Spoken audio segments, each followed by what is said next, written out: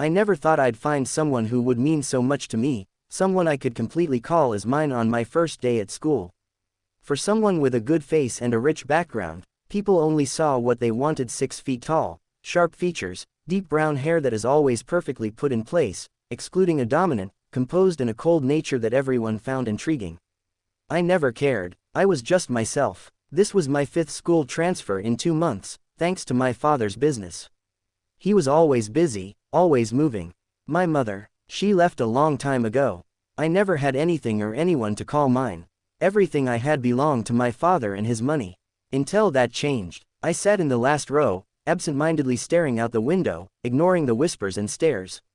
The class was dull. I sighed when I heard a notification sound and reached into my bag for my phone, knowing it was probably my dad saying he'd be late again. But in my distraction, I dropped it, earphones attached. Great. Just great. Before I could bend down to pick it up, someone else did. A boy knelt beside my desk, grabbing my phone and earphones with an easy smile. A wide, bright smile, almost too bright for my eyes. Avery Hills. I remembered him. He sat at the bench beside mine, the only one who waved at me when I entered the class. I ignored him then, like I ignored everyone else. Here you go, no need to say thanks. He grinned, holding my phone out. I stared at him for a second, his hair, a vibrant shade of crimson, flying messily over his forehead as he grinned widely at me. I took in his features before taking it with a slight nod. I wasn't sure if I should say anything, but then he spoke again, his eyes glancing at my screen. "Oh, you listen to K4 too?" His voice held genuine surprise. I blinked. K4 was my favorite band. Their songs were calm, slow, deep, not the type of music people our age usually liked. I had never met anyone who even knew them. "Their songs are really good, aren't they?" Avery continued, his tone filled with excitement. I hesitated before asking, "You know them?" "Of course. They're amazing." His eyes crinkled as he smiled even wider, a weird, contagious kind of smile. It felt nice. Before I could respond, the teacher called my name. Raphael. I glanced at Avery before getting up. Apparently, my dad had called the school, letting them know he'd be late and that I should go home soon. He must have realized I wasn't answering his calls. Typical. I nodded at the teacher, my face blank. I felt nothing about it.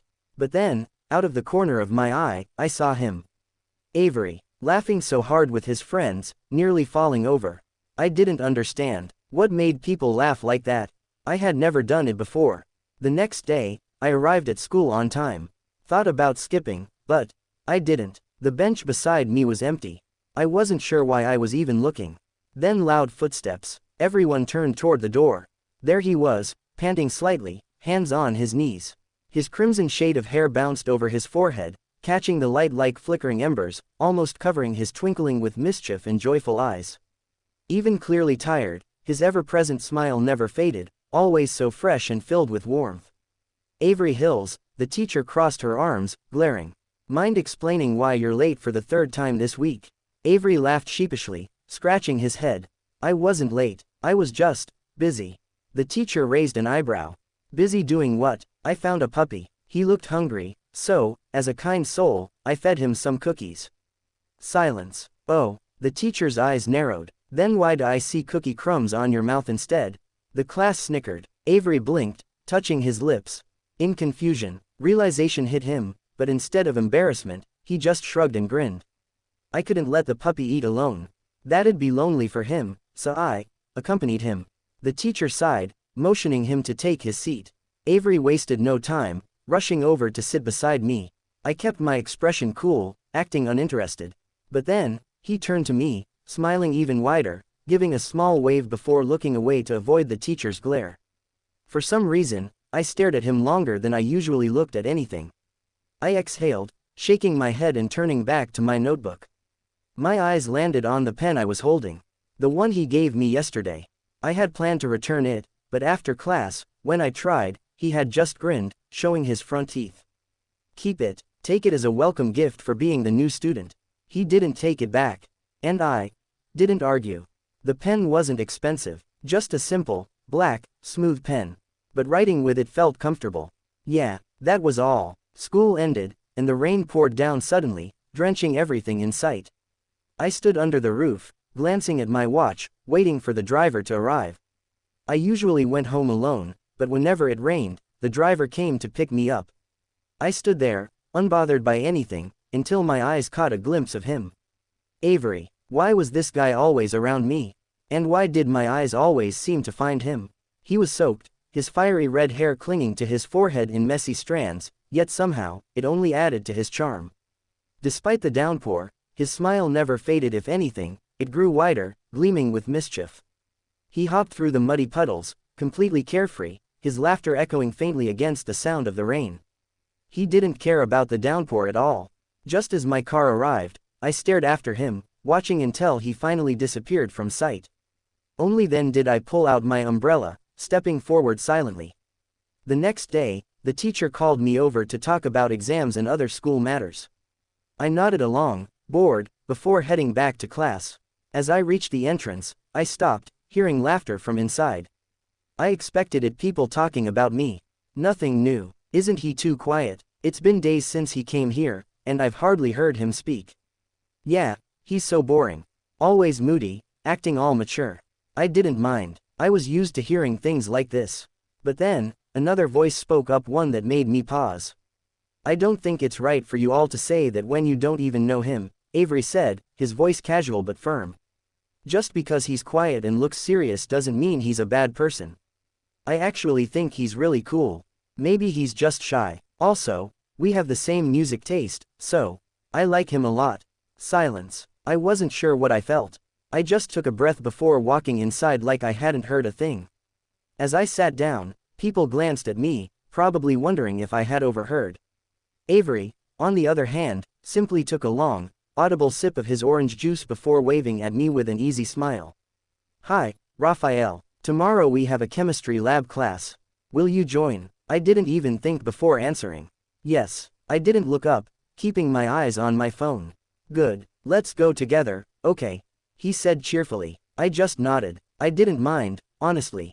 I thought I would, but I didn't mind him. The next day, the teacher led us to the laboratory. Everyone walked in groups except for me. Or at least, that's what I thought. But then, I realized I did have company. Avery walked beside me, speaking casually, smiling like always. I walked in silence, nodding occasionally, my earphones in. I felt him trying to peek at my phone screen.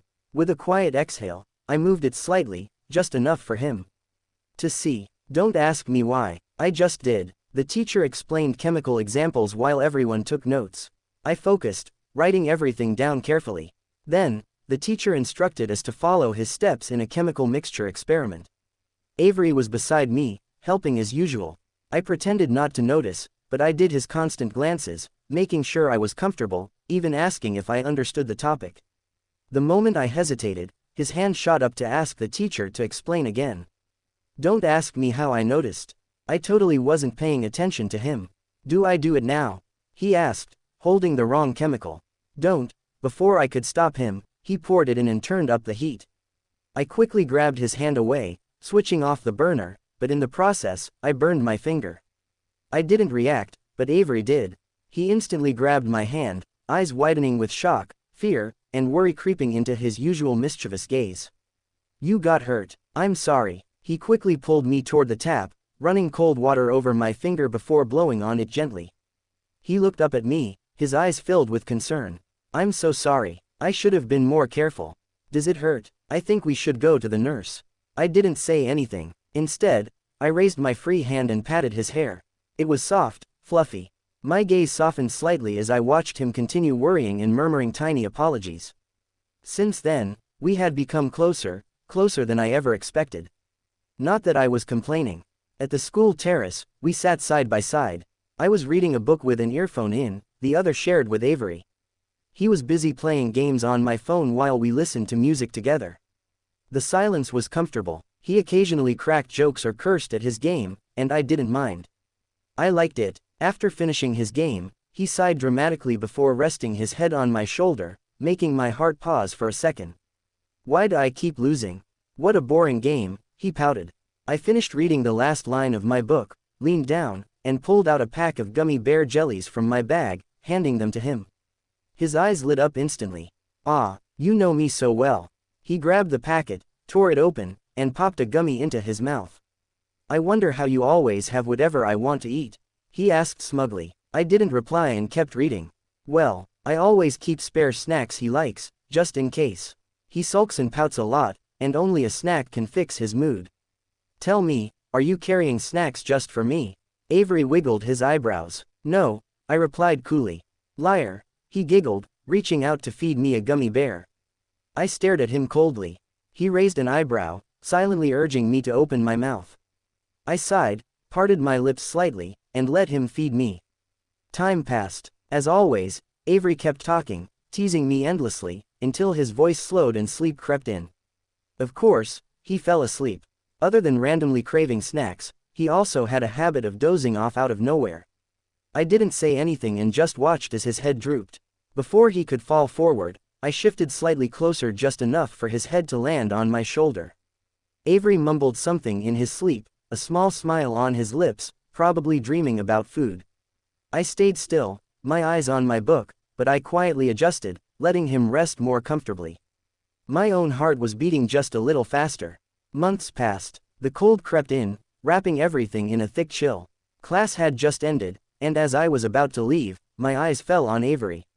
He was looking up at me, giggling awkwardly. He forgot his gloves again. His hands were tucked into his sleeves, shivering. I didn't say a word, I just grabbed his hands and shoved them into the pocket of my hoodie. Avery blinked, his cheeks heating up. Raphael, shut up, I muttered, eyes fixed ahead. My grip on his hands tightened slightly. Avery just smiled and let me be. His ears turned red. Good, I liked it. The school hallways were nearly empty, bathed in the golden glow of the setting sun. I leaned against my locker, waiting. Not for anything in particular, just waiting. Then I heard him. Avery's laugh echoed down the corridor, light and carefree. He was talking to someone, his voice animated, his hands moving as he spoke. I wasn't watching him, at least, that's what I told myself, but my fingers tightened slightly around the book I was holding. He finally noticed me, his eyes lighting up as he waved. "Raphael." I nodded in acknowledgement, looking down at my book. He excused himself from the conversation and walked over, grinning like he always did. "What are you doing here?" he asked, rocking on his heels. "Nothing," I replied. Avery hummed, clearly unconvinced. He was always good at that, seeing through things I didn't say. He tilted his head slightly, studying me with quiet amusement. "You were waiting for me, weren't you?" I scoffed. "No," he laughed, stepping closer. "Liar." I exhaled sharply, turning the page of my book, pretending to read.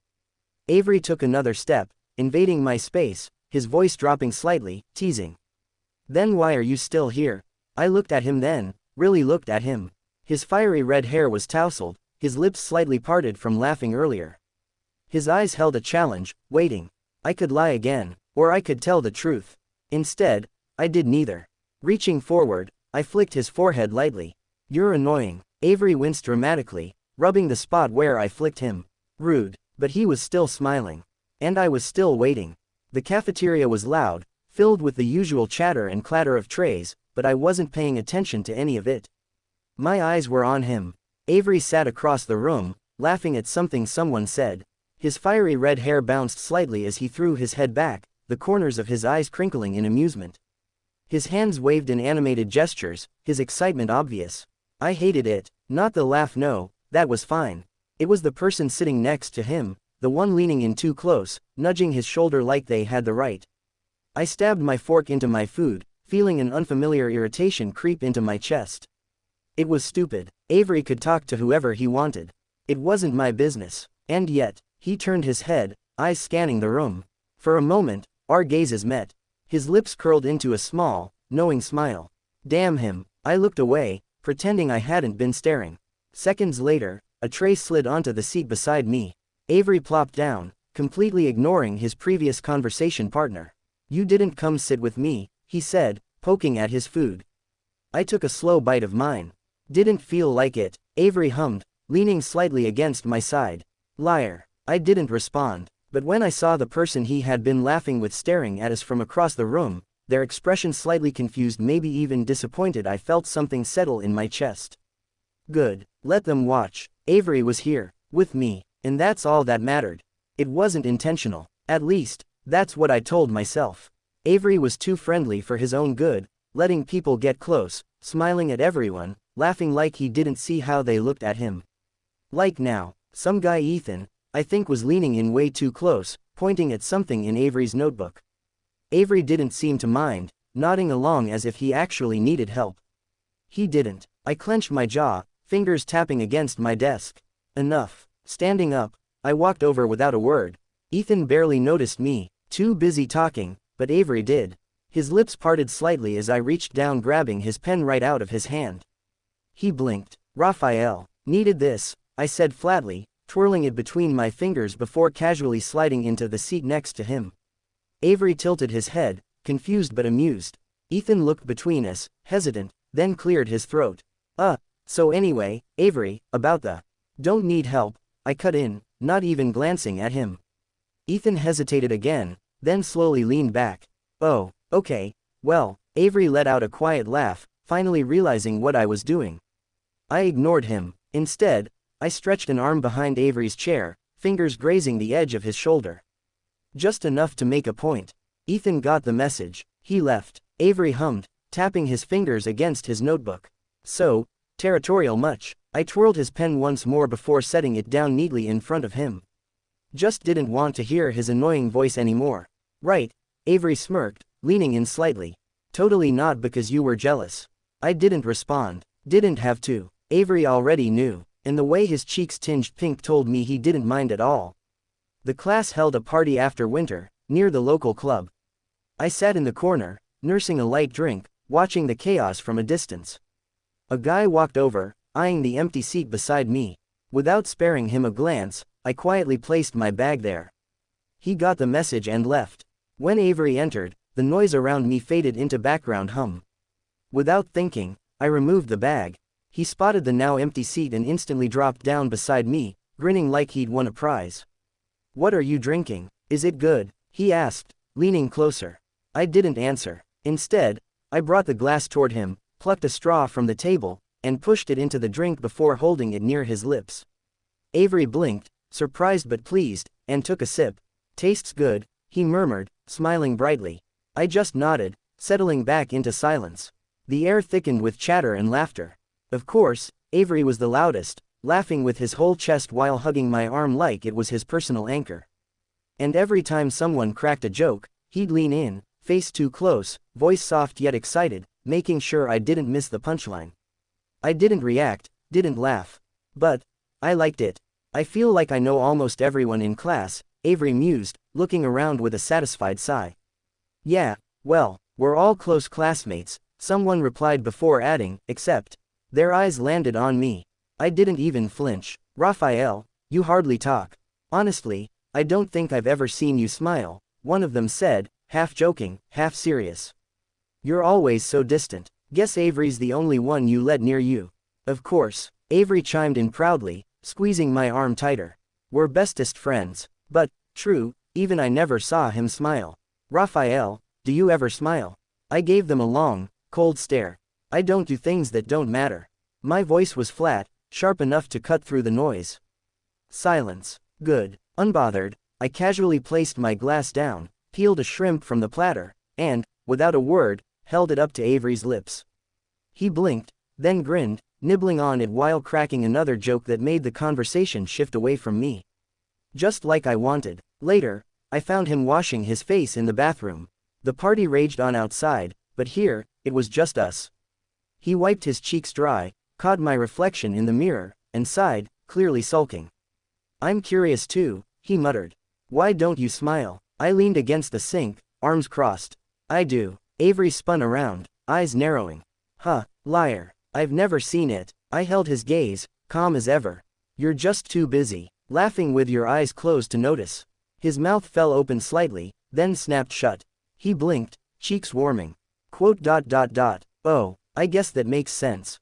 He rubbed the back of his neck, smiling awkwardly. "But still, you don't smile enough. Maybe you're saving it for your lover, huh? Are you?" I didn't answer, just stared. "Tell me, am I right or am I wrong?" He leaned in, mischief dancing in his eyes.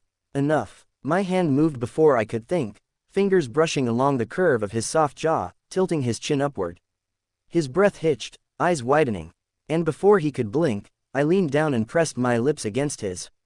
Not gently, not tentatively, firm, sure, eyes open, watching his shock deepen with every second. When I finally pulled back, his face was painted in disbelief. I don't like smiling, I said quietly, but for you, I will. If it's not enough, be the part of me that smiles instead. Avery's mouth opened and closed, like he couldn't quite process it. He inhaled sharply. That sounds like a confession. I tilted my head. I won't say otherwise. His face went red, ears, cheeks, even the tip of his nose. Then, what am I supposed to say? What do you think? His eyes sparkled, a perfect mix of mischief and shyness. He tiptoed, closing the height gap between us, and my heart flipped the moment his lips brushed the corner of my mouth. Then I guess, he giggled softly, cheeks burning, I'll just have to smile enough for both of us. The party had died down by the time we left. The streets were quiet, blanketed in the soft hush of winter air. Avery walked beside me, hands stuffed into his oversized hoodie, practically drowning in the fabric. His cheeks were still flushed from the kiss earlier, though he tried to act normal. "TCH, I can't believe you did that," he muttered, glancing at me from the corner of his eye. I didn't respond. I didn't need to. The weight of my gaze was enough to make him look away, flustered. "Don't stare at me like that," he grumbled, kicking a stray pebble down the sidewalk. "Why not?" "Because it's unfair. You're already all broody and cool, and now you're pulling the whole silent lover act. I can't compete with that." I stopped walking. "Who said you need to compete?" He stumbled, realizing I wasn't beside him anymore. Turning around, he found me standing under the dim glow of a streetlight, the soft halo of light making his features look gentler, almost fragile. For once, Avery was quiet. "You talk too much," I murmured, stepping closer. He blinked. "And you talk too little. Balance, see." I leaned in, close enough for my breath to brush his lips. "Then shut me up." Avery's eyes widened, and for a moment, I thought he'd freeze. But then, "Don't tempt me," he whispered, voice shaky but laced with challenge. I almost smiled. Almost. Instead, I reached out, fingers curling around the nape of his neck, thumb brushing the soft skin just behind his ear. "Try me." His breath caught, but he didn't back down. With surprising boldness, he tugged me down by the collar of my coat and pressed his lips to mine, not hesitant this time, not unsure. Warm, soft, certain. The world blurred. The cold air, the distant hum of traffic, the faint scent of pine from the holiday decorations still lingering nearby, none of it mattered. When he finally pulled away, his cheeks were flushed, eyes bright with triumph. "There," he panted, a smug grin curling at the corners of his mouth. "Shut you up, happy." I stared for a long moment, then wiped my thumb across his lower lip, slow and deliberate. "Not enough." Avery's cocky smile faltered, replaced by wide-eyed disbelief as I leaned in, capturing his lips once more, deeper, slower, leaving no room for doubt. This time, when I pulled away, he was the one speechless. "Careful what you wish for," I muttered, brushing a strand of hair from his face. His mouth opened and closed, like he wanted to argue but forgot how to speak. "You're the worst," he finally grumbled, cheeks burning as he stormed ahead. "And yet," I called after him, voice calm, steady, "you're still walking beside me." He didn't turn around, but the way his shoulders tensed and his ears glowed red told me everything I needed to know. Since then, everything changed between us. We were always close, but now there was something softer, a warmth, a tenderness that lingered in every glance and touch. Avery still spoke nonsense, blabbering about the most random things. Before, I used to shut him up with snacks. Now, I used kisses instead. It worked better. One press of my lips, and he'd turn crimson, too flustered to even open his mouth. I liked it. Now, on the terrace, I simply watched him, nodding along as he chattered about his day. The sunset painted everything in shades of gold and orange, but my eyes were only on him. Then there was this guy. He looked cool. He helped me with an assignment once. "What guy?" I asked, narrowing my eyes. Avery froze. "Oh, haha, and no one. Forget it. I know no guy, only you, my jelly boyfriend." He rushed out, clinging to my arm and pressing a quick kiss to my cheek. Satisfied, I nodded before leaning in to kiss him deeper, slow and deliberate until he melted against me. "You like kissing too much, don't you?" he mumbled, voice breathy as I buried my face in the crook of his neck, inhaling the familiar, comforting scent of him. My lips found the soft skin there, pressing gentle kisses that made him whimper, his hands gripping mine tightly. There was a time I had nothing to call mine. No warmth, no comfort, no one, but now I did. This person, his smile, his laughter, his everything, was mine. I'd never say it out loud, but I'd do anything to keep him by my side. That's how our secret relationship went. Soft kisses behind closed doors. Stolen moments under moonlight. Quiet promises that never needed words. But then graduation arrived. School days ended. Everyone around was taking pictures, making memories with friends, laughter echoing in the air. Me, I just stood there, fists clenched at my sides. Where was Avery? Why hadn't he come? What happened? I waited the entire day. From morning until the sun dipped below the horizon. But he never showed up. No calls, no messages, no trace of him at all. It was only in that suffocating silence that I realized something I'd never thought to question before. We'd never shared much about our lives outside of each other. I didn't know about his family, his home, his world beyond the bubble we'd built together. When we were together, nothing else existed. I couldn't think or see anything but him. But now I had nothing but the echo of his laughter and the fading warmth of his last kiss. One day, Dad brought up a topic about meeting one of his closest friends and business partners. He sounded excited, saying they'd planned to expand their business further and wanted their sons to work together. I didn't want to go, but he insisted. So, I agreed. Dressed in tight jeans, a white t-shirt, and a blazer, I sat quietly in the car as we drove to the said mansion. I wasn't excited, not even curious. Just another business formality. When we arrived, I greeted the tall, well-groomed man politely, keeping my tone uninterested and formal.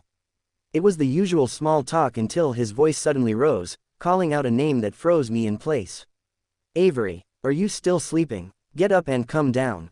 My breath hitched. Fine, Dad, a familiar voice called back. My head snapped up, eyes locking onto the staircase as the sound of footsteps echoed. And there he was, the reason behind countless sleepless nights. The face I'd thought of every moment since he vanished. Avery, nice to meet you. His words stumbled to a halt when his gaze finally met mine. Messy hair, an oversized sweater hanging loosely over pajama pants, and a face still slightly damp from a quick wash. He looked like he'd just rolled out of bed. The air between us thickened. Our fathers kept talking, oblivious to the tension while we stood frozen, drowning in a silent stare-off. He looked nervous, awkward under my sharp gaze, until his dad sighed. Avery, show Raphael around, will you? Quote. Sure. Now, we were walking upstairs. He led the way, stiff as a board, undoubtedly feeling the heat of my stare burning into his back. He showed me his bedroom, then turned to guide me toward another room. But I was faster. I stepped close, forcing him to retreat until his back hit the wall inside his room. In one swift motion, I locked the door and pinned him there. Mind explaining? I growled, breath fanning over his flushed face. Well, he stammered, eyes darting everywhere but mine. I couldn't come that day. Dad had a sudden business trip, and I had to go with him. Then I lost my phone, and I couldn't remember your number. After that, Dad forced me to take over some company work, and I got buried in it. I had no idea you'd be the one Dad wanted me to partner with. I thought if I worked hard, if I got serious and focused, you'd like me more. He fidgeted, biting his lip, voice softening. But we met like this. What luck, huh? I didn't flinch. About this partnership, I murmured, my tone cold, should I agree? Avery blinked, then giggled nervously. Well, all right, of course, I agree. Now stop looking at me like that. I missed you. I didn't reply. Instead, I caught his chin, tilting his face up as I kissed him hard. God, I missed this. His warmth, his taste, his breathy little noises as he melted into me. Everything. It felt like coming home, like finally reclaiming what was mine. He kissed back, arms winding around my neck as the kiss turned desperate, almost aggressive. I was claiming him all over again, reminding myself that he was here. With me, mine. Raphael, enough. Calm down, Avery mumbled between kisses, hands cupping my neck as he gently pushed me back. His lips were red, swollen, and perfect. Dad's calling us. I didn't move. Instead, I stole another kiss, slow and lingering, licking into his mouth just enough to satisfy my craving for now.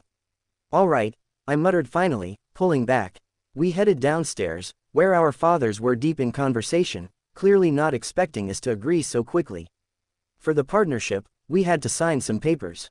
Once the documents were brought out, they left us alone in the living room while they discussed further in the study. "Are we supposed to sign here?" Avery asked, pointing at the dotted line. I nodded, watching as he picked up a pen and scribbled his name. Then I reached into my pocket, pulling out my own pen. Calmly, I signed beside his name. Avery's smile lingered until his eyes flickered down. He froze. "Wait, is that the pen I gave you?" He pointed, wide-eyed. "You still have that, really?" I slipped the pen back into my shirt pocket without hesitation. "I don't throw away things that matter," I replied coolly. For a moment, he just stared at me, eyes glistening like I'd handed him the world. Then he launched himself at me, arms tight around my neck as he hugged me like a koala. "I love you so much. Let's be together forever." I hugged him back, my hands resting on his waist as I patted his back. "Sure we will," I murmured quietly, pressing my lips to his temple. Forever. Because he had no other choice. It was just a month. I barely survived the separation. If it ever happened again, if fate dared to pull us apart once more, things wouldn't be gentle, but that's why I'd never let it happen. Not now, not ever. After signing the papers, our fathers were too busy discussing business details to notice us slipping away. Avery tugged my hand, his grip warm and eager as he pulled me upstairs, back to his room. The moment the door clicked shut behind us, he let out a sigh of relief. "God, that was intense," he muttered, flopping onto his bed. "I can't believe we're really working together now. It's like fate, huh?" He grinned, stretching like a lazy cat. I leaned against the door, arms crossed as I watched him. "Fate, or did you plan all this?" My voice was teasing, but there was an edge of seriousness I couldn't hide. Avery sat up, blinking in surprise. "Plan, Raphael, come on, you think I wanted to meet you like this? After ghosting you for a month?" He scoffed, running a hand through his messy hair. "If I planned anything, it would have been an apology date, not a business partnership." I pushed off the door, walking slowly toward him. "An apology date, huh? Should I count this as one?" He laughed softly, but the sound died when I stopped right in front of him, standing between his knees as he sat on the edge of the bed. His smile faltered, eyes flickering to my lips before darting away. "Raphael," he started, voice quieter now, almost uncertain. "You vanished, Avery." I cupped his chin, forcing him to look at me. "No calls, no texts, nothing. You left me wondering if I imagined everything between us." His breath hitched, and he leaned into my touch instinctively, eyes softening with guilt. "I know, I messed up, I was stupid, but I never forgot you, not for a second." Silence stretched between us, thick with unspoken emotions. His gaze searched mine, and I saw the sincerity there, the regret, the longing. It wasn't enough to erase the ache he left behind, but damn it, it was enough to make me lean down, brushing my lips against his. "Prove it," I whispered against his mouth. Avery didn't hesitate, his arms wrapped around my waist, pulling me closer as he kissed me with everything he had: desperation, hunger, and something deeper, more fragile. The kiss grew heated, hands roaming, breaths mingling until we were both dizzy. I pushed him back gently, and he fell onto the mattress, flushed and breathless beneath me. His sweater had ridden up slightly, revealing a sliver of pale skin that begged for attention. "You still love me?" I asked, voice rough as I hovered over him. He smiled, reaching up to brush my hair back. "Never stopped, never will." That was all I needed. I kissed him again, slower this time, savoring the moment as if trying to memorize the taste of forgiveness and second chances. Outside, the world moved on, business deals, handshakes, and polite conversation. But inside this room, time stood still, and nothing else mattered but us. Years passed, and life changed, but one thing remained constant: us. Raphael and Avery, no longer just two boys sneaking kisses on the terrace but now partners in both business and life. Together, we built an empire, our father's partnership blooming into a powerhouse under our leadership. And when we finally told them about us, they only smiled, nodding in approval. We already knew. Avery's dad had chuckled, sipping his whiskey, while my dad simply patted my shoulder with pride. Now, we lived together in a penthouse overlooking the city we conquered side by side. Our mornings start with lazy kisses, Avery whining about early meetings while I silence him with a soft bite on his lip. Our nights end with whispered promises, tangled limbs, and possessive murmurs of mine. Because he is mine, and I am his, forever.